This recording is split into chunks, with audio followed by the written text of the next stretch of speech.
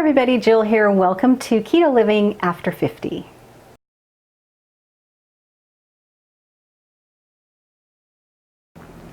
So this video, is about how I plan on going about this at age 54. And I learned a lot when I kind of went on this ride a few years back. So I have done this before, and I'm sure many of you can relate to that. I'm not going to beat myself up about it. I have to say, though, that I was a bit terrified to start, as I touched on in my welcome trailer video that I just did. A little terrified, actually, to start this up for fear that it would happen again and I would not only be as heavy as I am now, but probably 30 pounds heavier. And that will happen if I allow it to happen.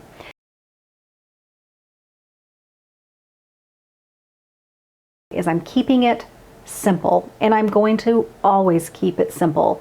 Those little extra things are not going to creep in my diet, because that is one of the things that kind of started getting me to have that snowball effect and getting completely off the wagon over time. It didn't happen like that.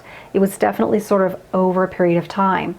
And it's very scary. It sort of just creeps in, and then it's just knocking you off a little bit, just off the track, just a little bit, until you are so far from the track that you've gone down the hill and you can't see the track anymore. So those are the things I look back on. It's like, okay, when I was doing paleo, I would do paleo muffins using coconut flour, almond flour, all of this, and putting berries and making these really great paleo healthy desserts and treats. And boy, I tell you, that's not good. I can't do that. It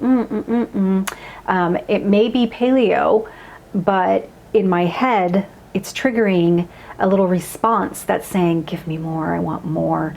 Come on, carbs, come on, sugar. So this time around, I am not doing that.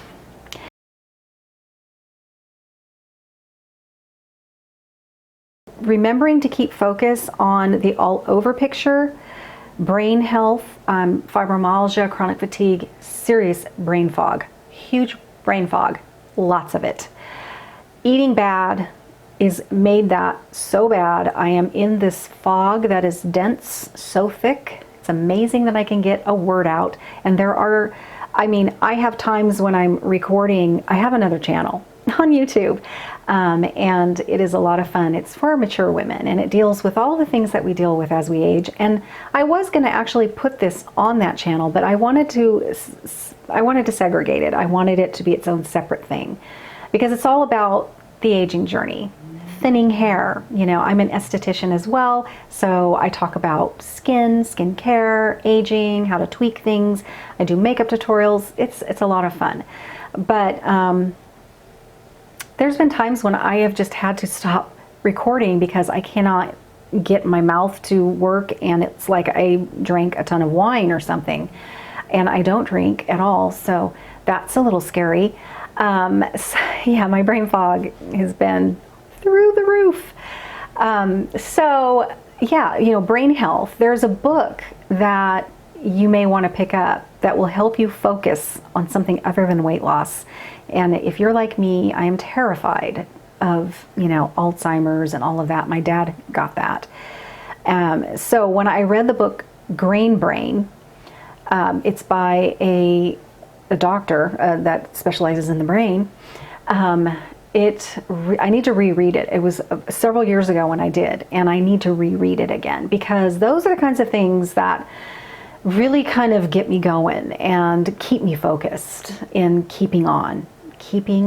So I think as middle-aged people, we need to realize that it's do or die right now. We need to buckle down and make a change that we are going to commit and keep to for the remainder of our years. We cannot do this yo-yo thing. We just can't. We have to make something work for us. And so this is my plan, and it will probably be tweaked along the way to continue to make it work for me, so I can continue to be on it for the entirety of my lifetime.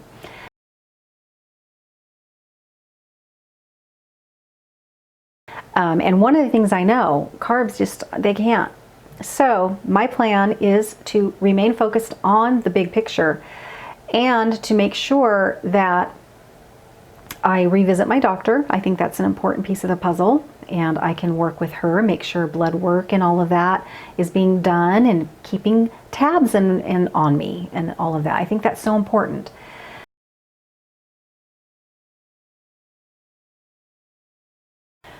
I know that I cannot have carbs. I have to keep my carbs down quite low. I'm going to try to keep them under 25. I really need to keep them under 20. So on days when I may be, I don't know, it has to only top out at 25 as the uppermost, and that's where I probably am going to have to stay for the rest of my life. That's not a lot of carbs, I know that. But for especially a nutritional kind of weight loss standpoint, it's going to have to be under 20.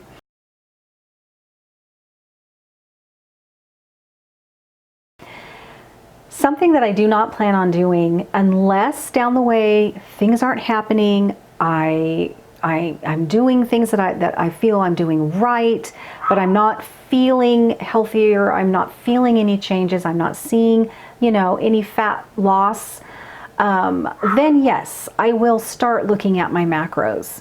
But for now, I want to not worry about those. I think that's making this very simplistic way of eating, it puts it into a level that can be very frustrating, and people get frustrated with it and they get confused with the whole macro thing, and then they kick it to the curb and they decide, I'm just not doing this. You're going to see a theme here, and it's really about keeping it simple. I'm keeping it simple. In the future, who knows? Never say never, but I don't plan on counting macros. If I keep, the one thing, mentally I'm looking at a label, for instance, I'm keeping what I'm eating very, very simple. But if I know there's a carb in something, for instance, we have organic frozen blueberries in our freezer. So I look to see, a half a cup is, I think, 6 grams of carbs. So I'm giving myself like a quarter of a cup. So about 3 grams of carbs, and I have about a quarter of a cup. Did I say a full cup? I think I meant a half a cup. Anyway, I'm having a quarter of a cup in the evening of frozen blueberries, but I make that carb count in my head. Okay, that's that.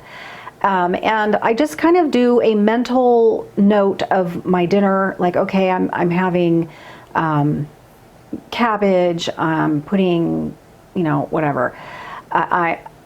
I'm not eating a lot of carbs right now, so I'll have zucchini as a vegetable. I like cabbage. Occasionally I have some broccoli. So those are carbs, and I just, I will look at things. I'll look up, what is a half a cup of zucchini and with carbs, and I just file that away. So I'm not super obsessed with that, other than making sure that I am very careful about what I put in my mouth if I know for sure there are some carbs in there. For instance, I had a dill pickle last night, a little, not a whole one, but the sliver ones. And it had 1 carb in it. So, it's like, okay, so I had one of those. But I'm trying to keep everything under 20. I really would like to keep things around 12, but we'll see.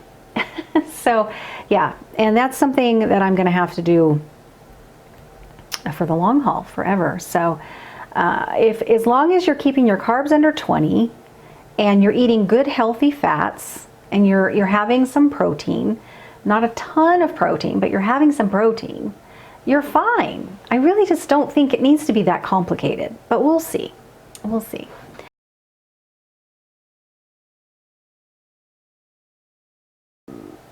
I do believe that the first few weeks on keto, you do need to eat the good fats, and you need to eat a lot of it. I did get a supplement online, and I'll pass it by my doctor to see what she thinks, because I couldn't remember again what it was her husband recommended. But it's by, I believe, a brand that she used to sell as well. I think it's Pure, P-U-R. Anyway, I read the reviews. They sounded really good. People talked about not having a gallbladder, and they felt like it was helping, yada yada. So I went ahead and got got that, and I'm so scared to take pills. I'm very sensitive, again, because I think I'm quite damaged in there. So I do have sensitivities. So it says to have 2 before a fatty meal, and so far I've only had 1 before a meal that I thought was fatty. And so far I'm doing fine, but what I noticed when I was on keto before and not having any kind of help or supplementation for the lack of a gallbladder, overall I just felt, I felt a little nauseated all the time. I had no appetite whatsoever. I was in this constant state of I was eating, but very high fat. I just think my body was just like feeling cruddy, just that all over kind of, I just don't feel good. But not the kind of you don't feel good where you are in bed. You're going around doing stuff. You just feel just like, and when I would think about eating, I'm like, nothing sounded good. I really think it's because I could not process that fat. So this time around, I'm definitely doing that differently.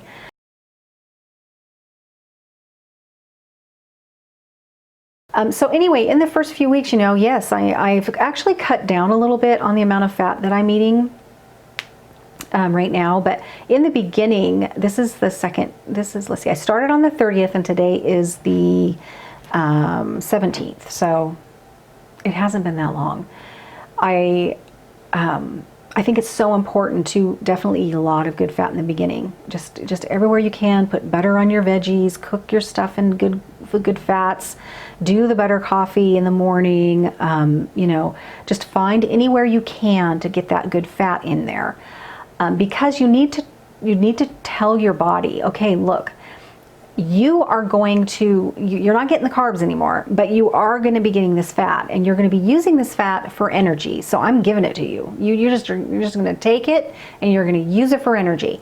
And so you do that, and you do that in the very beginning to just get that body used to doing that.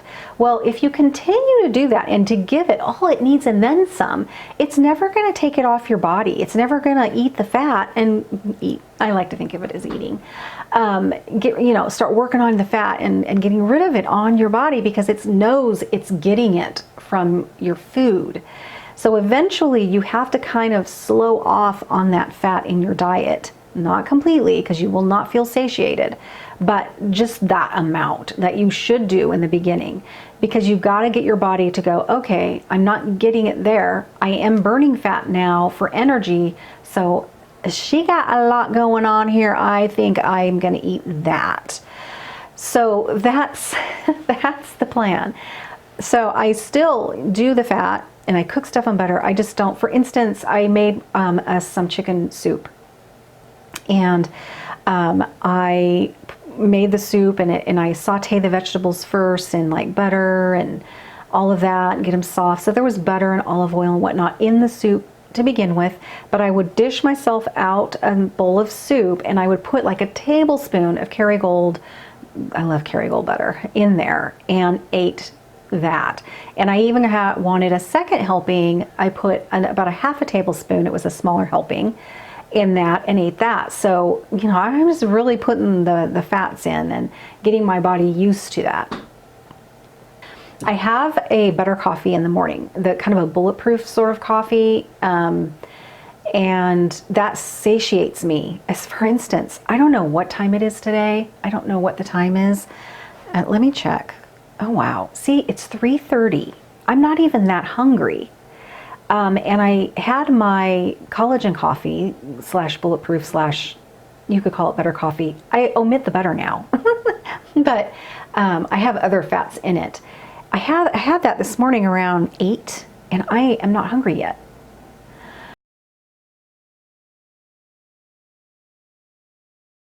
The other thing that I have found with myself is I really have to watch my electrolytes.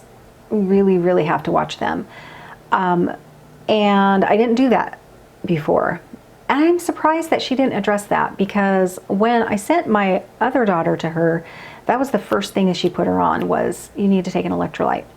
That's another reason though, why I do want to go back. I want to make sure that it's okay I'm taking electrolyte, but I'm telling you, if you go by how your body feels, you know, the nutritionist, my doctor's husband, really explained it really well. And he said, imagine yourself like you are one of those big, huge ocean liners, those big, big freighter, like big ocean liner things, just huge, long, heavy, huge, and not relating to weight, but just this big, big ocean liner. And you're in the ocean, and you are headed down a very bad path. You know, the current is really taking you there, and you're just headed there, all the big waves pushing you this direction. You have to somehow turn this freighter around to go against the grain, and just turning it in general is going to be tough. It's going to be hard. And, you know, the longer you've been on that forward, easy kind of gliding path, you know, the longer it's going to take you to turn this big, huge ocean liner around against the tide, against all the waves. It's going to be tough. And then, so turning it is going to be the hardest. And then once you get going, it's going to be a hard way to go. But we have to not think of weight loss until we heal our bodies. Our bodies need to heal, and doing that turning is in the process of trying to heal all the damage that has been done. And then once you turn it, you're starting to head down that right road, the road to better health. It's gonna be tough, but the turn is the hardest. Once we start healing our bodies, the weight will start to come off. I have lost, as of yesterday, because I wanted to weigh myself for this channel to see where I'm starting. I know I started at 175 point something because I weighed myself around the holidays, around late December. And I'm like, holy crud, the most I've ever weighed in my life. And we tend not to get on the scale when we know we're not doing well. So I hadn't been on the scale in a while. But I wanted to weigh myself yesterday, and I did, and I'm down 6 pounds. And again, I started this on the 30th, and today is the 17th.